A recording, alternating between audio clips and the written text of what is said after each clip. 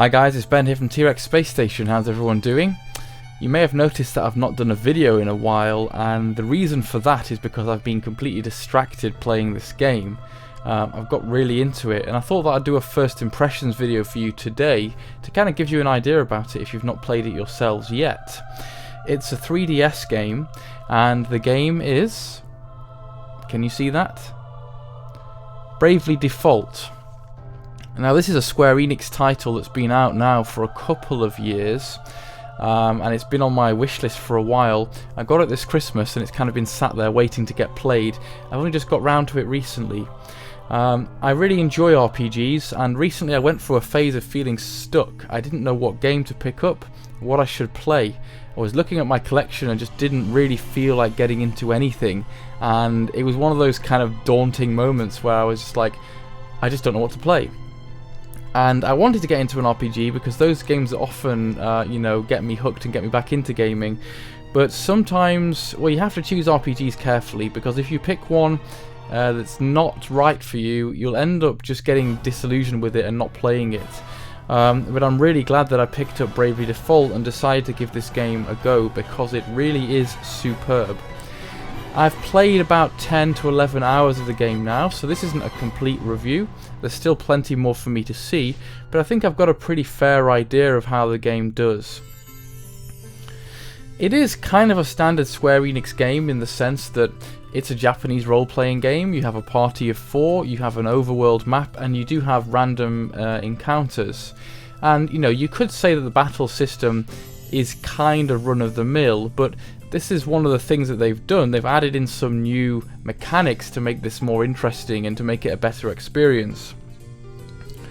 The main thing that they've put in here is the Brave and Default system, where you can forego attacking to build up momentum and battle points and turns later on and go into a kind of defensive stance. Or you can use the Brave system, and if you use the Brave system, essentially what you do is you bundle all of your moves together to act more turns quicker, but then you have to wait until you've got back to 0 again, so to sort of pay back your turn debt. So you can do much more attacks up front, but then you have to wait and you can't attack or do anything, so you'll be more vulnerable.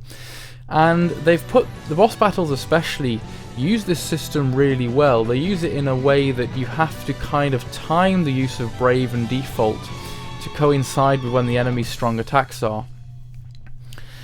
If you get it wrong, you'll end up finding yourself stuck quite easily, and maybe susceptible to enemy attacks that you should be defaulting to defend against. The game features a job system like other Final Fantasy games have, and I really enjoy that aspect. It means that you can kind of tailor the characters to fight in a style that suits you. So you can switch jobs at any time. You may want to switch depending on what battle you're in, or to suit a particular situation, or just because you favour a certain balance of traits in your party. The choices of jobs are really impressive, and it seems that there's a very large roster, and each one has subtle differences in some parts or big differences in other parts. And I think that kind of exploring that and choosing different choices in that context is one of the ways to get the most out of this game. There are some kind of standard ones, like using the knight system, the black mage, the white mage, the healer, but there are other more nuanced ones like the thief or the merchant, things of that nature that kind of help you add an extra element to the battle system in the game.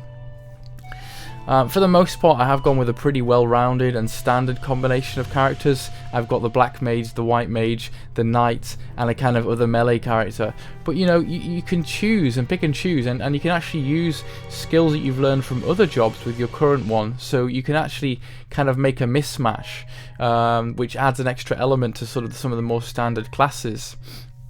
You level up using experience points, and for the time that you're choosing a certain job, you'll get job points that will help to sort of gain certain skills in that area. This game adds some really interesting features. For the first time, I've actually started using street passing and sleep mode on the DS.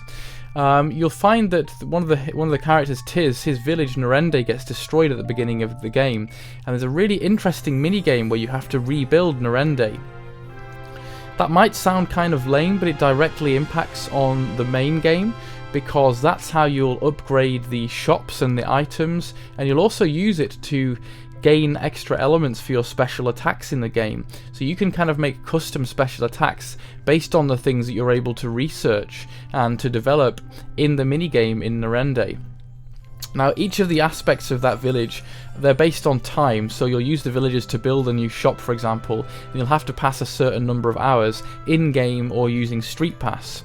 The more villagers you have, the less time it takes, and you acquire villagers either through friends, or using some of the online features, or through Street Pass. So if you put your Nintendo DS into sleep mode, and somebody goes past you, they'll get added to their village, and you'll see their me, or whatever it is, in your village, and adding to the total. And they also add dragons and things and quests for you to go on in that minigame. And this is actually really addictive. I found myself really enjoying that. It's kind of like, it's not just about grinding and buying equipment, it's also about using some of the interactive features to get better equipment, and you really can't fault that. I find that a very addictive element, and it's kept me coming back and wanting to sort of chip away at developing things and get more developments in the game. Which is, hats off to them, that is a great feature. The other thing is that you can link to friends that you've added in the game, and you can summon them in battles or use their attacks, and that really helps. It's really good. One of the things that I didn't like to see was the addition of sleep points, which you get from putting your DS into sleep mode. That's fine. You can use those to stop time and add things in battle. But they had a potential sort of pay-to-play type thing where you can actually just buy sleep points with real money. I'm not keen on seeing that invading our games. That wasn't welcome to me, and I really don't want to see that in cartridge games going forward. I want to see a complete game. I'm not a fan of that kind of pay-to-play or top-up stuff, and that kind of spoils the game. The graphics in this game are beautiful. It pushes the DS to its limits, I think, and it makes use of the 3D features really well. I actually can't use 3D too much because it hurts my eyes, but there are some cool areas like augmented reality where you're watching a video through the DS. It's also using the camera so you can see into your room, and the video kind of projects over that. And added with the 3D elements, I thought that was really interesting, almost like a VR cutscene in the game. And that's something that I've never done before and I really enjoyed. Of course I did turn off the 3D function after a while because I'm just not fully happy with 3D. Maybe I need to get the new 3DS to make full advantage of that, because I don't think it looks all that good on this system. The characters are pretty interesting, but they're kind of generic as well. I mean, the interesting thing is about the job system. The actual plot, the way the dialogue is all quite run-of-the-mill. It's about Vestrals and crystals and nothing that you haven't seen before. The dialogue is reasonable, but kind of full of a lot of cliches, and I must say a lot of kind of chauvinistic, misogynistic and lechy old men, which isn't really necessary. I don't know why that has to be in there. But in terms of a game that has that kind of beautiful JRPG formula, but gives it a twist and gives it new elements, I have to recommend this. This adds so many new points that makes it worthwhile. It's got enough new there to keep you coming back for more, and enough staples for you to know that if you're a fan of JRPGs, you'll like it. It really is highly recommended, and I really want to go back and check on how my village is developing now and go and build up some more special moves. So if you've not heard of this before, if you've not played it, definitely go and have a look for Bravely Default. It's a superb game. I hope you found this kind of mini review helpful.